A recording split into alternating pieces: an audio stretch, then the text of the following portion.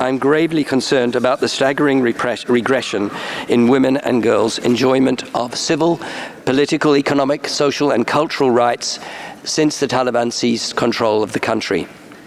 There's no country in the world where women and girls have so rapidly been deprived of their fundamental human rights, purely because of gender.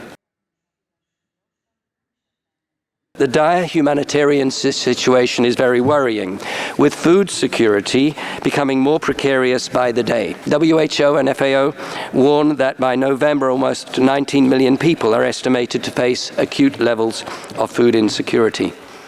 Children in particular are facing extreme hunger and high risks of exploitation, including forced labor and marriage.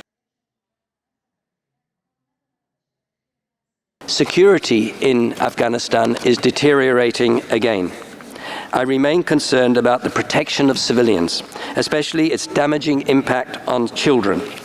Brutal attacks on civilians, mainly claimed by the ISIL-KP, cast doubt on the de facto authorities' ability to ensure security and protect people from harm.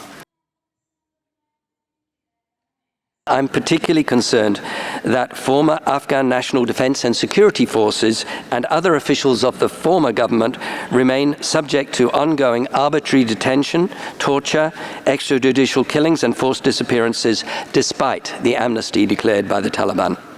I'm also receiving allegations of serious violence committed against the civilian population, allegedly by men representing local de facto authorities. They appear to act with impunity and are creating an atmosphere of terror.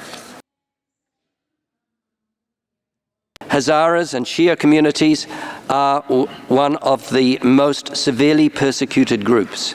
Members have been arbitrarily arrested, tortured, summarily executed, displaced from traditional lands, subjected to discriminatory taxation, and otherwise marginalized.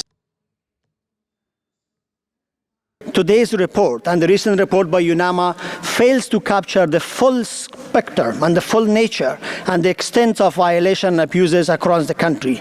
Insufficient resources and inability to access locations where violations are taking place, particularly in the north, and the fear to seek redress from among communities and the severe surveillance and the mass punishment have made it impossible to grasp the dire situation on the ground. Many violations are going undocumented, many casualties are overlooked.